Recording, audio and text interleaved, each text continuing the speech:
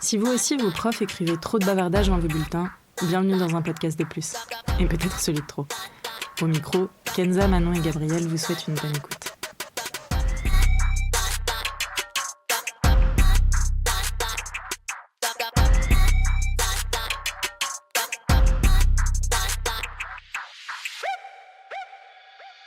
Bonjour à tous, on se retrouve pour la suite de l'épisode sur les études en médecine. On avait comme invité Sofiane, que nous retrouvons encore pour cet épisode-là, pour un épisode un peu plus général sur la médecine. Bonjour Sofiane. Bonjour Sofiane. Bonjour tout le monde. T'as l'écriture des médecins ou pas? Ah purée, En vrai, ça va.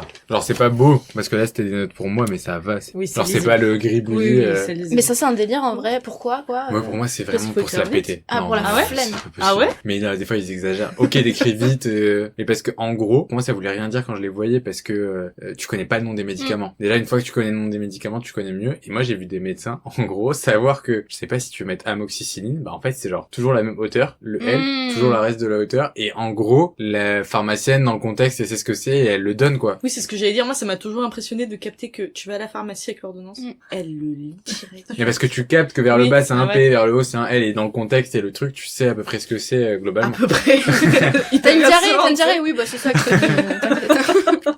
Mais ils le demandent en plus des fois, genre ils sont en mode oui vous avez de la fièvre et ça, bon Ouais. ok c'est bon, c'est bien ce que j'ai compris. Ah, c'est pour ça qu'ils posent des questions. Je pense. Oh, Ah, vous arrivez pas à lire l'ordonnance, je leur dirai maintenant. Ah, c'est chaud. Quand vous êtes malade, est-ce que vous êtes team hop Doliprane, hop ibuprofène? Doliprane plus facilement, Je ouais. suis une abonnée au Doliprane. J'en ai tout le temps partout, dans tous mes sacs chez moi. Ouais, dès que t'as un petit truc Doliprane ou... Maux de tête. Ouais, Ouais. les migraines. Putain, moi, Mais jamais. c'est tout. Mais après, je suis pas... franchement, J'évite. Tu vois, je me parlais de déformation, migraine. Ah. C'est Ah. sûrement pas une migraine. Ok.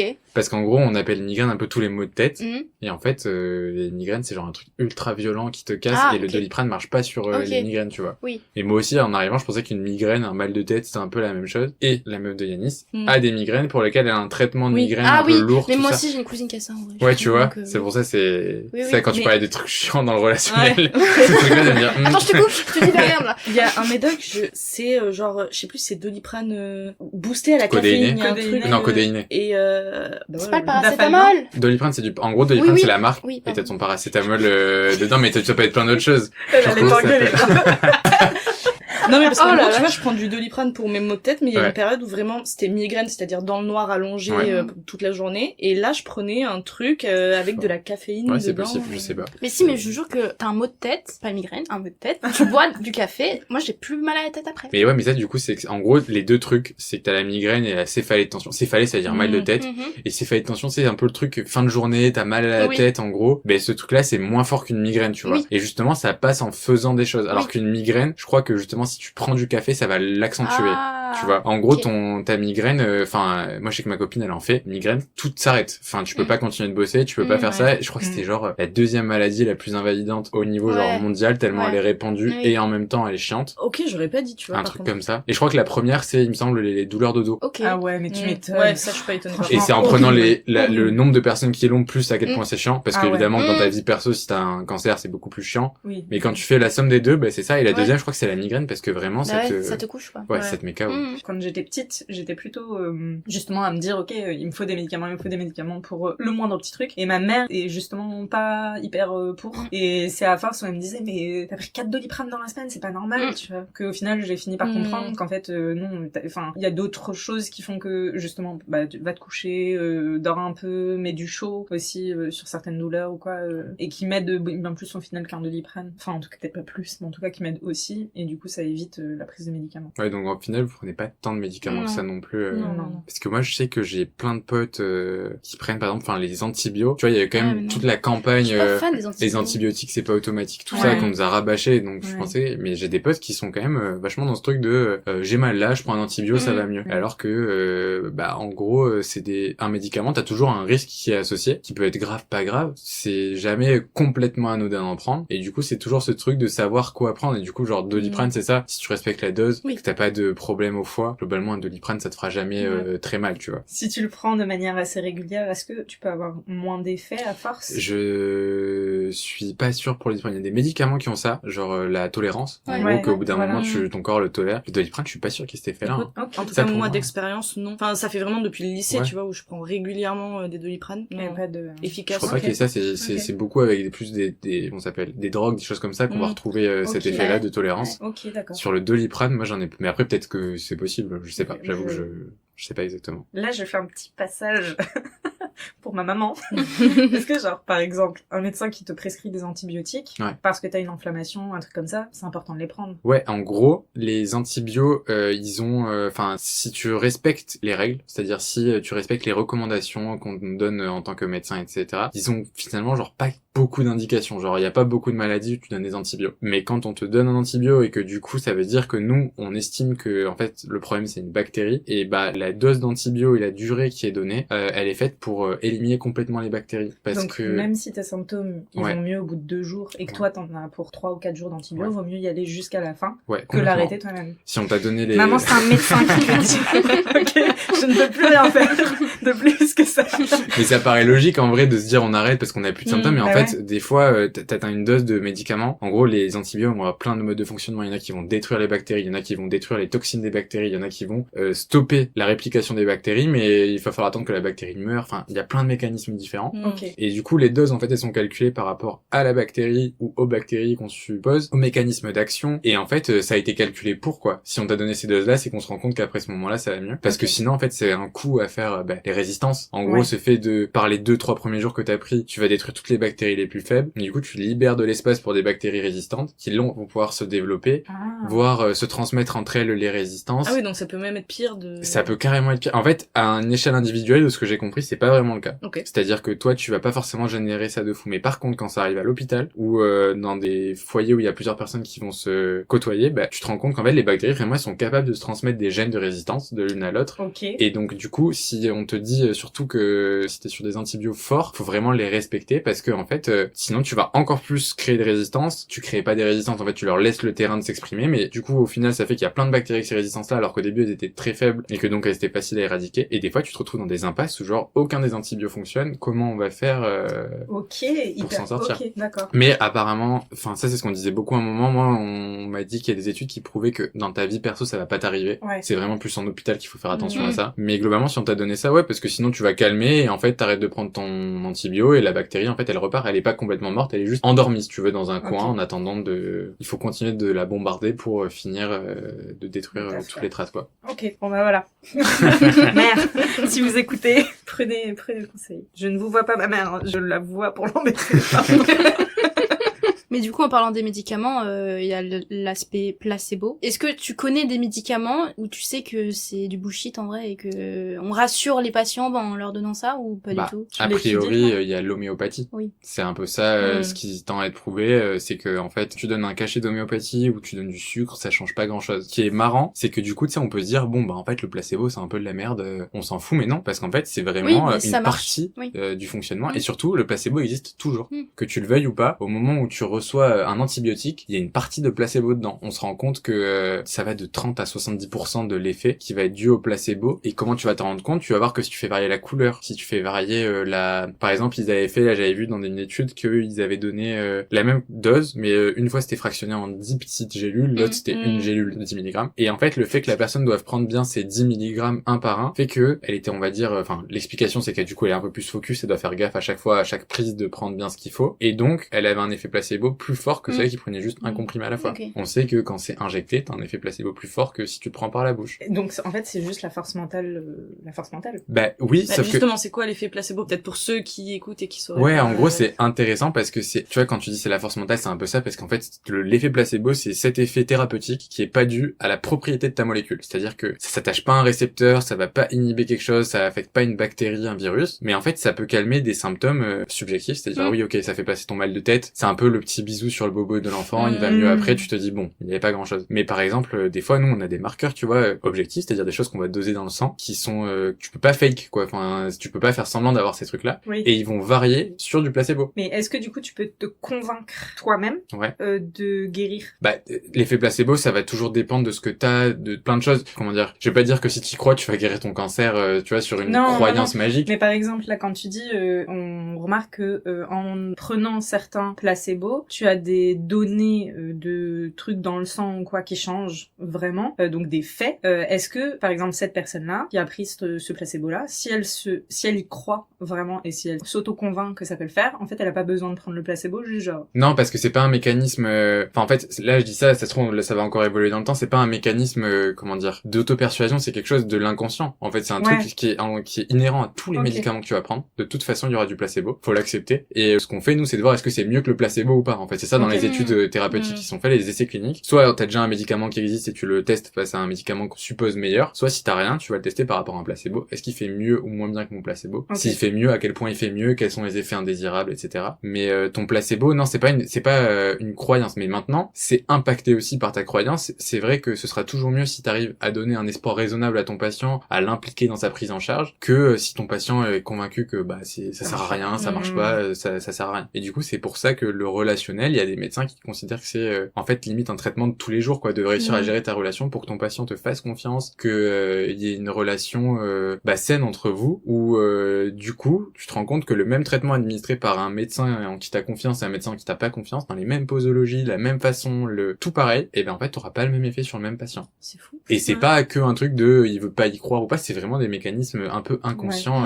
c'est hyper intéressant. Et de l'autre côté de la médaille, t'as le nocebo qui est du coup genre l'effet négatif de ça, qui est des patients qui vont te sortir des espèces de symptômes. Des fois, ça va être ce qu'on leur a dit, c'est-à-dire que t'as un pote qui a pris le traitement, et il t'a raconté que lui, ça lui a fait, je sais pas, un mal de tête trop bizarre, que nous, on connaît pas dans les études, qu'aucun autre patient a dit. Et il va te le sortir, sauf que, en fait, tu te rends compte que, je sais pas comment expliquer, y a rien qui l'explique vraiment, c'est pas rattaché à quelque chose d'objectif, mais ça reste concret parce que la douleur est là, tu vois, c'est pas un mensonge de sa part. Oui. Mais c'est l'inconscient, en fait. Comme voilà, le vécu est là, il y a vraiment une Ok. douleur, une peine, une souffrance, ou une gêne, quelque chose comme ça, mais en fait, c'est vraiment, là, ça dépasse nos capacités, quoi, c'est genre du psychosomatique, Oui, bah oui. des trucs qui sont, Hyper dur à gérer, du coup, ça. bah, c'est là Quand une ça part arrive. un peu floue, Ouais. où tu fais ce que tu peux, tu vois, avec tout ce qu'on disait d'attitude empathique, écoute active, de toujours essayer d'être respectueux envers le patient, mais dans le sens profond, quoi, de vraiment respecter les croyances, les convictions, d'être honnête, de faire en sorte que chacun ait sa place dans la relation. Mais oui, c'est une part où tu maîtrises pas et où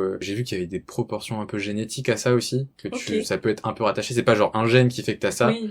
mais des panels de gènes qui font que tu seras un peu plus, un peu moins sensible à cet effet-là. Et de toute façon, l'être humain, il a la partie un peu de ses biologiques, genre matériel au sens atomique. Et en fait, il y a des relations chimiques. Et puis t'as une partie aussi de psyché. Et les deux interagissent ensemble. Et tu peux pas vraiment en prendre un sans l'autre. Alors des fois, expliquer la psyché par le matériel et l'autre, c'est un peu compliqué. Mais de toute façon, ouais, les deux sont rattachés. Donc il y a peut-être de ça aussi, tu vois, de Comme la pleine côté. Et... De quoi? Comme la pleine lune. Oh putain. Chaque épisode, ça va être... ça... Tu sais que ça me rend foudrage parce que je l'ai entendu et moi aussi, enfin, j'y croyais pas du tout, mais c'est fait plein de fois que ça m'arrive de taper des insomnies. Et il y a la pleine lune et ça me fout le seum de savoir qu'il y a la pleine lune. Peut-être Est-ce aussi que que c'est tu parce tapes qu'on des tape un- insomnies quand il n'y a pas de pleine lune, mais comme il n'y a pas de pleine lune, Mais tu certainement. retiens pas l'information. Certainement, mais je sais, c'est ce que je me Ne dis pour me quitte pas mon rationaliser. camp.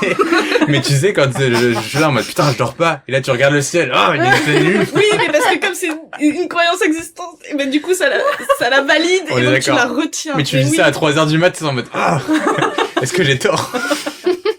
moi je refuse. Moi je ne regarde plus. Moi, je suis Ah, d'accord. purée. Pour ceux qui auraient pas écouté les autres épisodes, il y a un running gag depuis je ne sais combien d'épisodes sur les croyances, Depuis de épisode 1. l'impact de la pleine lune sur le sommeil. Bref, voilà, des opinions divergentes. Bah dites-le nous en commentaire Et si bah, vous c'est y quoi croyez, si vous y croyez pas. D'habitude, on est 2 contre 1, maintenant, on est 2 contre 2. Non, moi, je suis neutre. Mais- Je suis désolé de... Ça Je suis tient un pour peu, championne. Je retiens, merci. Mais du coup, ça m'amène à une question. Est-ce que, enfin, après, pas obligé de répondre, mais est-ce que c'est quoi ton rapport avec la spiritualité? Je pense que dans ma vie perso, en dehors de ces études-là, de base, j'ai eu des questionnements sur tout. Parce que moi, je viens d'une famille musulmane, mes deux parents sont musulmans, globalement, enfin, toute ma famille est musulmane. Du coup, moi, je me suis toujours ressenti musulman et ça a pas bougé. Mais même au sein de ce spectre-là, bah, il y a des variations, des moments où on se pose des questions sur des phénomènes, etc. Je pense que, globalement, parfois, la médecine m'a fait passer par des phases de waouh, c'est quand même bien fait pour du hasard. Un truc, tu sais, que tu vis un peu de façon bébête quand tu interprètes les choses, et en même temps, des fois, c'est très mal fait aussi. Donc, tu vois, l'argument, il est un peu, c'est plus un poétique, quoi. Ça a rien de rationnel quand je dis ça, parce que c'est vrai que tu peux t'émerveiller devant des choses, de te dire que c'est ouf la complexité et en même temps l'efficacité de choses qui se seraient passées, tu vois. Enfin, quand tu passes du fait que tu pars d'un Big Bang et que finalement tu te retrouves avec des globules blancs contre des virus dans un corps qui en a pas conscience alors que c'est son intérieur. Enfin, tu vois, c'est des trucs un peu ouf, ou le fonctionnement des synapses, des choses comme ça. Quand tu les étudies, moi, le passage de, ok, on a un influx électrique qui fait libérer des molécules et la pensée naît. Tu vois ce que je veux dire? C'est un truc de ouf. On est passé du matériel et là, c'est vraiment ma limite de compréhension. Alors, du coup, je pense que ça me conforte un peu parce qu'il y a plein de zones d'ombre là-dedans. Et maintenant, ça m'empêche pas dans l'autre sens non plus d'être, comment dire, la religion, ça fait, je trouve, de toute façon, et la spiritualité en général, qu'il y a aussi des choses qu'on accepte, tu vois. C'est-à-dire que quand tu choisis d'être croyant, les premiers trucs, surtout en France, on a quand même une culture de l'athéisme. On va te dire, oui, mais enfin, si Dieu, il est omnipotent, est-ce qu'il peut créer une pierre qu'il peut pas soulever? Enfin, tu vois, des espèces de paradoxes un peu comme ça. Et en fait, je trouve que tu trouves ta vérité dans ta spiritualité et t'admets qu'il y a des choses que tu comprends pas, qui te dépassent. Et c'est un peu pareil en médecine. Enfin, moi, je sais que du coup, il y a des choses sur lesquelles, ok, bon, bah, on l'a pas encore compris. Peut-être qu'on comprendra un jour, peut-être qu'on comprendra pas. Peut-être qu'on a juste tort dans la façon de le regarder depuis le début. Et du coup, il n'y a pas forcément d'opposition ou de conflit en toi entre la médecine et la croyance. Enfin, genre, tu vois, ça s'est pas forcément confronté. Tant mieux. Ouais. Mais c'est vrai que c'est une bonne question. Et parce que je suis souple sur les deux. Le truc, c'est que quand tu grandis en étant croyant en France, je pense que tu peux d'un côté soit un peu te créer un espèce de bastion de on touche pas à ça et limite ça devient un dogme et on parle pas de la croyance, ça reste mon truc. Et du coup, peut-être que dans ce cas-là, tu peux te heurter parce que si tu essaies d'être rigoureux, littéral dans des lectures et des deux côtés, bah ça va se heurter. Et alors que quand tu grandis, tu vois, dans cette mentalité de te dire il y a des choses qui te dépassent, que j'ai pas la prétention de connaître et que t'essayes de faire ton chemin au milieu de ça, je pense que tu trouves un équilibre un peu plus. J'ai pas tout compris et ça me bat de pas avoir tout compris. Oui, voilà. Et... Parfois, il faut juste pas. Hyper intéressant. Merci pour ce moment.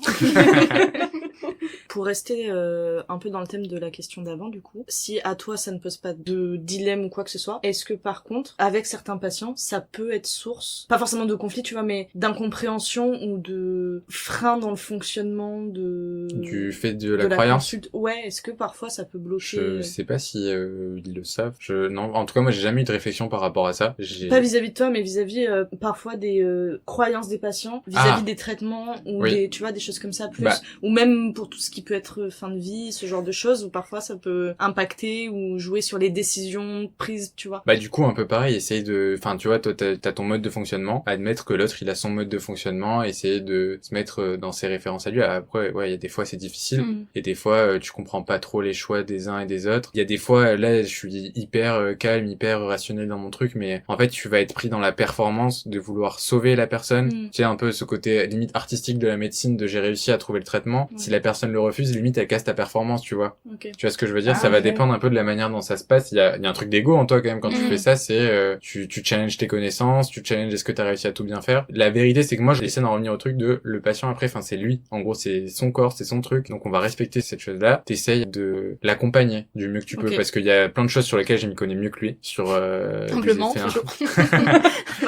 Mais l'expérience de la maladie c'est lui qui l'a au final, ou de la maladie ou de la condition en tout cas dans laquelle il est. Et après c'est ce que je disais, enfin oui là c'est facile d'avoir ce discours-là. C'est vrai que quand il est 5h du mat que t'es en garde et que on te gueule dessus, c'est plus difficile des fois de l'avoir. Mais c'est pour ça aussi que des fois faut savoir se sortir, laisser quelqu'un d'autre rentrer de plus neutre dans les relations. En vrai je pense que c'est un peu comme toute relation, quand t'as des responsabilités, tu sais savoir où mettre le curseur quoi. Et du coup au niveau parce que hyper intéressant, tu dis genre le patient au final c'est lui qui ressent, c'est lui qui vit. À quel point, enfin non, comment toi tu vis le truc ou quel est ton avis? Je peux refaire. Vas-y. Ok. Donc, comme tu dis, c'est le patient qui choisit au final ou qui vit le truc, qui est du coup maître de son corps. Qu'est-ce que tu penses de tout ce qui est mort médicalement assistée, etc. Du coup, enfin, Ouais. si t'as envie de répondre. Ouais.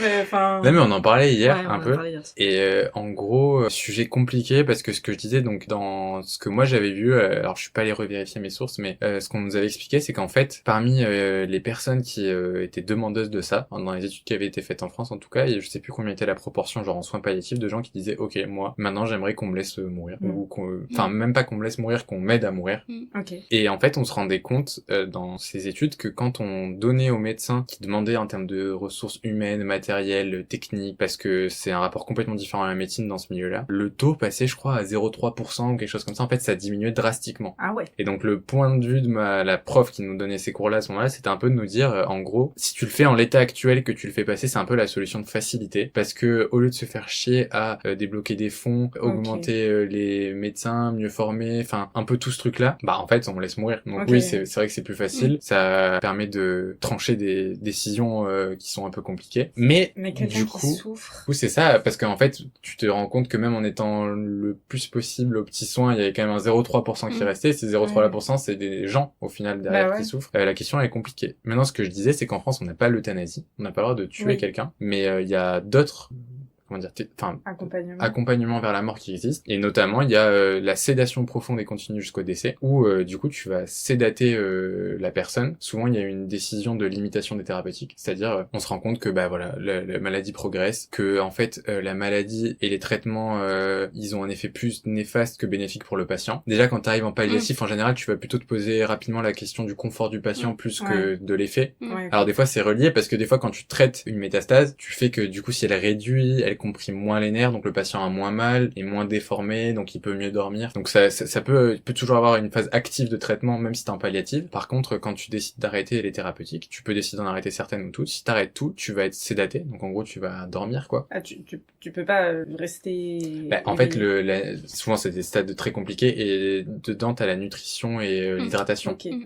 Donc si t'arrêtes ces choses-là, si tu peux rester éveillé, il y a d'autres techniques pour pas que tu sentes, par exemple, la déshydratation. Je sais qu'ils mettaient des gels dans la bouche, des choses comme ça, et où les patients se sentaient pas déshydratés spécialement, avec de la morphine pour calmer les douleurs, les choses comme ça. Et en fait, finalement, ils étaient plutôt sereins, accompagnés jusqu'à la mort. Et tu peux, voilà, avoir la sédation profonde, c'est vraiment endormi, on arrête tous les traitements. Souvent, c'est des patients qui ont des problèmes, donc ils vont mourir assez rapidement. Et puis de toute façon, quand t'arrêtes l'hydratation et l'alimentation, ben, dans les jours à venir, tu vas mourir de toute façon. Mais tu meurs comment? Quand tu meurs d'hydratation ou d'hydratation? De déshydratation. Tu meurs d'hydratation? Je sais pas de quoi tu meurs. Je suppose d'un Je suis sûre que c'est possible.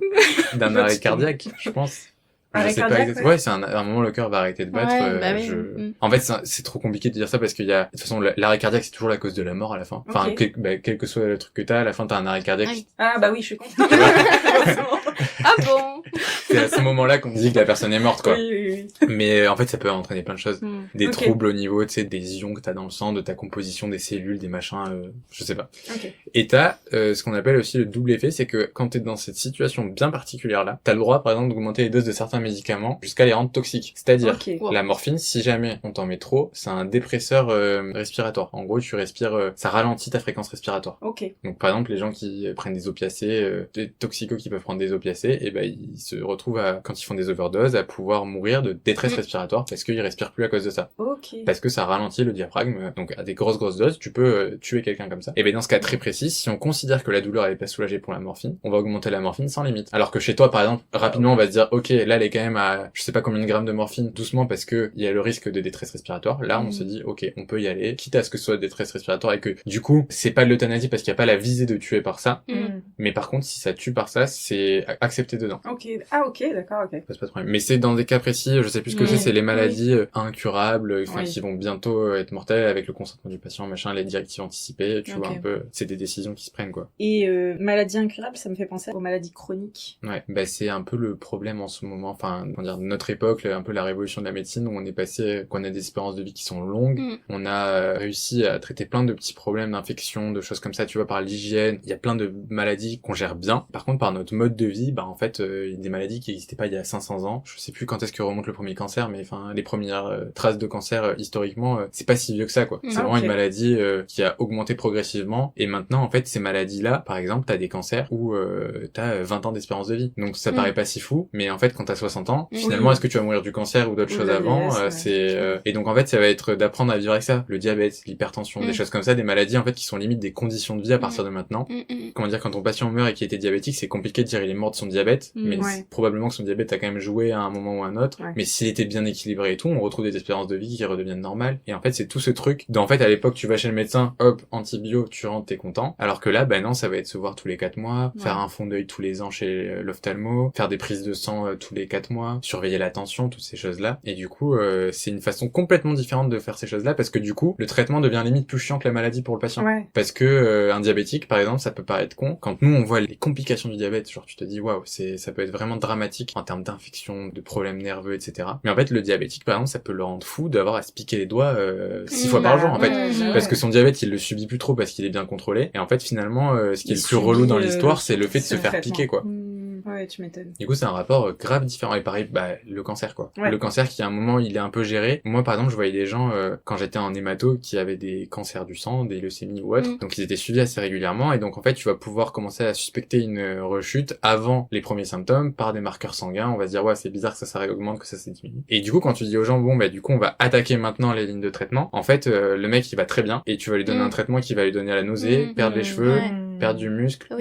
Enfin, tu vois, c'est une façon différente de vivre la maladie, du coup.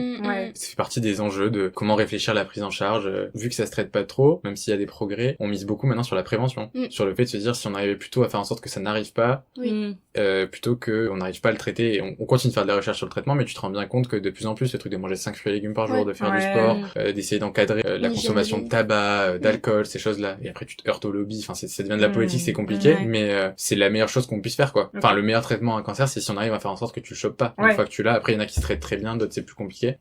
Et voilà. Je vais revoir mon hygiène de vie. Tout à l'heure, on a évoqué rapidement l'évolution de la médecine, mais maintenant, avec tout ce qu'on fait avec les IA et tout, machin, on dit aussi que les robots vont remplacer certains médecins généralistes ou des chirurgiens et tout. Toi, t'en penses quoi de ça? Est-ce que vous en parlez ou pas du tout Ouais, je pense que ça fait partie des discussions qui arrivent de plus en plus. Là, j'avais vu justement une vidéo dessus, je me rappelle plus de qui l'avait fait, mais en fait, c'était un médecin et puis un gars qui avait l'air plutôt de s'y connaître en IA, et qui parlait d'une étude qui avait eu lieu où justement, ils avaient comparé, je crois, des médecins avec des IA pour faire le diagnostic de certains patients, et où en gros tu te rendais compte que l'IA avait quand même une meilleure performance que le médecin sur plein de trucs. Ah ouais, je crois. C'est l'inverse, ok. Mais en fait c'était à chaque fois, enfin une étude en gros tu peux un peu lui faire dire ce que tu veux selon les seuils que tu veux mettre, parce que par exemple si je dis toujours que c'est un rhume et qu'on est en hiver, proportionnellement j'aurais toujours une chance de dire d'avoir raison, quoi.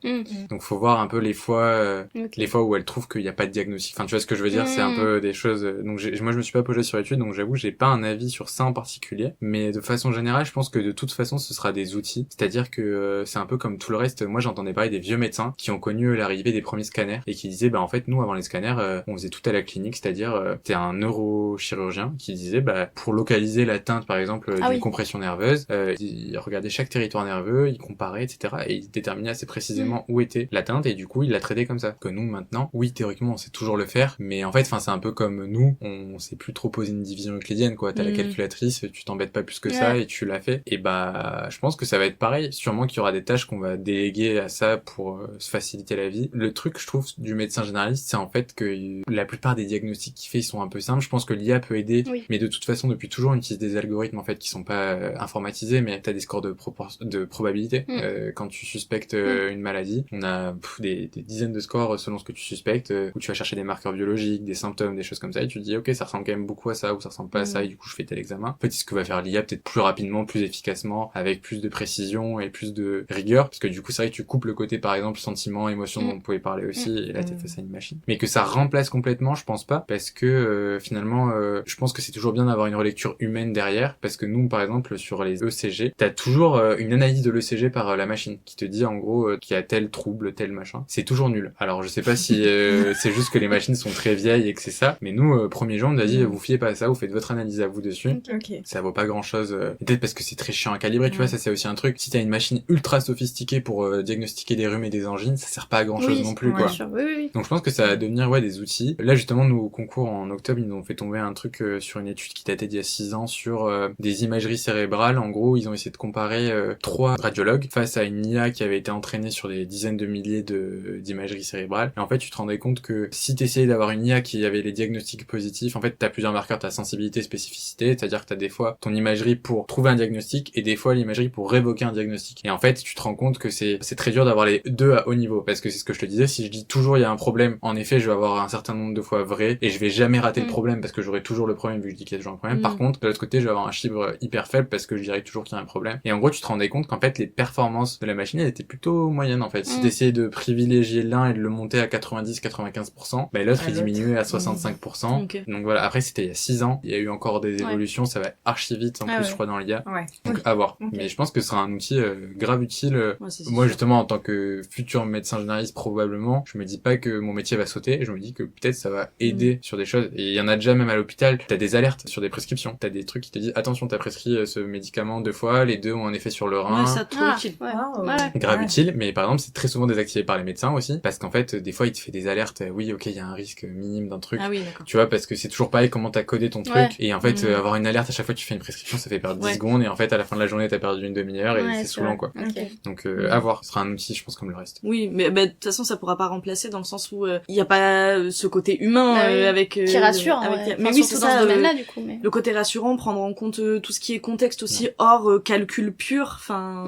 Après moi je pense que les IA elles vont pouvoir s'en rapprocher aussi, enfin je pense pas que ce soit quelque chose qui leur soit genre essentiellement impossible, que par le fait que ce soit des IA dans leur essence ce soit impossible qu'elles comprennent certaines choses, tu vois, parce que justement nous l'empathie c'est quelque chose qu'on travaille, donc je me dis pourquoi tu pourrais pas enseigner l'empathie à une IA de la même manière, il y aurait pas l'émotion derrière, mais si elle est capable, tu vois, froidement de comprendre ce que dit la personne et de lui distribuer de la bonne manière, tu vois ce que je veux dire. Oui je vois, c'est plus du point de vue du patient, tu vois, où oui bien sûr, je pense que là c'est possible, encore à voir, mais bon ça avance archi vite en fait, c'est ça le truc, donc peut-être que pour nous ça marchera pas, et peut-être que dans 50, 100 ans j'en sais rien, même on sera si plus là. à plus long terme même à plus long terme c'est probable. J'avais une question puisqu'on parle de relationnel, patient, tout ça. Concrètement, comment vous utilisez l'échelle de douleur? Parce que je me dis comment c'est hyper subjectif en fait, chacun a un ressenti de la douleur qui est différent, et comment vous en tant que médecin ça vous sert cette question-là? Alors, échelle de la douleur, déjà il y en a plein. C'est juste que la plupart du temps on utilise l'échelle numérique. En gros, on vous dit de 0 à 10, t'as mal à combien, c'est ça. Mais en fait, un enfant, tu lui fais des choses différentes parce que 0 à 10, ça lui parle pas. Tu sais, t'as des réglettes qui montrent, ou des smileys qui disent est-ce que t'as mal comme ça, comme ça. Les personnes dans le coma, tu évalues la douleur par d'autres réactions. Enfin, il y a plein d'échelles de la douleur. Les personnes âgées aussi, il y a des choses différentes. Et en gros, nous, ça nous sert un peu à évaluer parce qu'en gros, quand on veut traiter la douleur, tu veux traiter la douleur en tant que maladie. C'est-à-dire que tu t'en fous un peu du reste à ce moment-là. Si tu me dis que t'as mal à 8 sur 10, je peux te mettre de la morphine. Si t'as mal à 8 sur 10, même si ça me semble, si on n'est pas dans un contexte d'une personne qui me ment pour avoir de la morphine, une personne addict, par exemple, comme ça. Tu me dis que tu t'es luxé le bras et que t'as mal à 3, écoute, on va pas te mettre de la morphine, on va te mettre quelque chose de moins fort que ça, quoi. Et justement, il y a des gens qui se posaient la question de savoir, est-ce que tu sais si tu traites directement la douleur, est-ce que tu fausses pas le tableau clinique derrière? C'est-à-dire, par exemple, un patient qui arrive aux urgences en me disant, j'ai ultra mal à l'épaule, l'infirmière lui donne directement un Doliprane, j'ai plus mal à l'épaule, est-ce que finalement t'as pas un peu faussé le reste de la consultation en faisant disparaître ce symptôme? Et au global, non. En fait, la personne, elle sait te décrire ce qu'elle a, les antécédents, tout le reste, tu l'as quand même. Donc, en fait, même si t'as fait céder une douleur, t'as tout le reste du contexte autour. Donc, maintenant, normalement, le plus souvent, même si t'as un patient qui arrive, par exemple, nous, vous avez fait le test sur un exercice d'un pneumothorax. En gros, t'es de l'air qui se met dans ton poumon, du coup, qui comprime ton poumon, ça fait un peu mal. Ça peut être dangereux, ça peut ne pas être du tout. Mais en gros, la première chose à faire, c'était d'évaluer la douleur et de donner un calmant au mec. Enfin, après l'avoir stabilisé, lui mis de l'oxygène, tout ça. En gros, c'est une question pour le confort, entre gros guillemets, c'est ça, exactement. le bien-être du patient. Vu que tu te rends compte que ça influe pas sur le reste, et tu peux direct et ça fait partie justement des éléments majeurs quand t'es en hospitalisation. Donc la douleur, si t'as mal une demi-heure, ça va. Si t'as mal depuis 3 semaines, ça devient chiant. Et si t'as mal depuis 6 mois, ça devient des questions. Il y a des équipes de douleur qui existent pour essayer de trouver des thérapeutiques, des accompagnements différemment pour les douleurs chroniques. Avec les cancers, par exemple, tu vis 20 ans avec des métastases osseuses, tu peux avoir des douleurs qui ne calment pas ni à la morphine, ni au paracétamol, ni à rien. Et là, va y avoir les psychothérapies, l'hypnose, des musicothérapies, des trucs avec les animaux, tout ça. ça pour essayer de calmer un peu finalement des médecines non médicamenteuses. Ouais. En association avec du médicamenteux et on essaye de faire au mieux. Mais c'est des questions, en gros, ce qu'ils disent, c'est que la douleur aiguë, en fait, c'est un symptôme, c'est un peu un signal d'alarme, et quand elle se chronicise, ça devient une maladie en elle-même, qu'il faut prendre en charge en tant que maladie.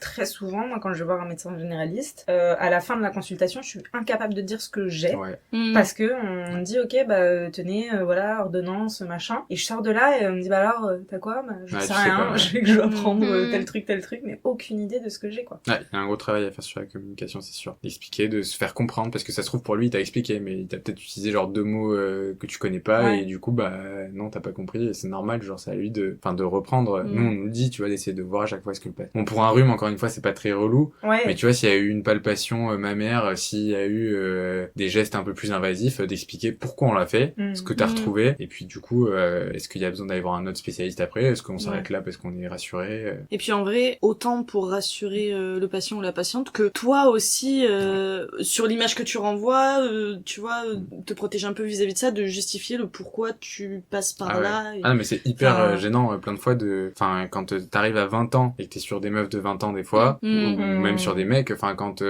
te retrouves à palper, par exemple, moi quand on était en hémato, tu recherches certains cancers, tu cherches des ganglions un peu partout, bah t'as les palpations inguinales où genre t'es vraiment, collé quoi, tu vois, sauf que le patient lui il s'en fout parce que t'es la 40e personne à le faire dans la semaine, c'est pas son problème, et toi c'est la première fois que t'es là sur un slip de mec, en mode ok bon. Donc c'est des rapports, mais oui c'est vrai qu'après c'est toujours pareil, le médecin il en a vu 15 dans la journée avant toi, donc peut-être qu'au moment où il te voit il est moins dedans, ça excuse pas tout quoi, tu vois. C'était le premier de la journée. Ouais. Moi c'est comme ça que je me rassure entre gros guillemets à chaque fois, c'est que je me dis que ce soit, mais même par exemple en esthétique ou des trucs comme ça, genre je me dis de toute façon c'est son métier, la personne elle fait ça, elle a l'habitude. Un corps c'est plus, j'imagine qu'un corps c'est plus un corps à la fin, tu vois genre c'est factuellement, c'est ça. Factuellement, mais comme la gynécologie et tout quoi. Vraiment pour être passé en gynécologie, il y a aucun moment où t'as une pensée sexuelle qui te traverse, tu vois. Mais c'est des questions que tu peux te dire, est-ce que au moment où genre parce que du coup faut faire un contrôle, donc c'est du travail. Et puis même dans le cas, la meuf, t'as une meuf qui vient te voir avec une infection, en gros elle est un peu pas bien, elle est déjà un peu gênée, du coup ta posture c'est plus d'être rassurant et pas dans le jugement que du coup je sais pas, tu le perçois différemment quoi. Genre et puis même t'es focus sur le pourquoi du comment. Exactement, ça rejoint le reste, juste tu fais plus gaffe parce que tu sais que c'est une zone sensible et que la moindre annonce elle peut être un peu plus perturbante, mais au global non, il y a pas de pensée arrière. Après il y a toujours des personnes qui sont mais comme partout forcément. Bref. Ok, très bien. Je pense qu'on a fait... Oui, je crois qu'il est temps que ça Je pense qu'on l'a fait depuis longtemps le tour, là. On a fait un deuxième tour. Ah vraiment, la dernière question qui a duré 1000 ans. Mais en même temps... Trop intéressant. Le sujet, hyper intéressant. Donc ouais. Si jamais, quand jamais vous avez des questions ou qu'on n'a pas vues... On a parlé de tout, là. Ouais, vraiment. On a vraiment fait le tour au global, mais si jamais vous avez des questions, n'hésitez pas, ou si vous voulez réagir ou nous donner aussi des petites anecdotes, nous écrire des petites anecdotes, n'hésitez pas à le faire, et sur nos réseaux sociaux et sur notre adresse mail. Merci à Sofiane, encore une fois. Mais merci à vous pour l'invitation, c'était grave cool. Merci. Et puis, on se retrouve vendredi prochain. En attendant, portez-vous bien. Bisous. Bisous.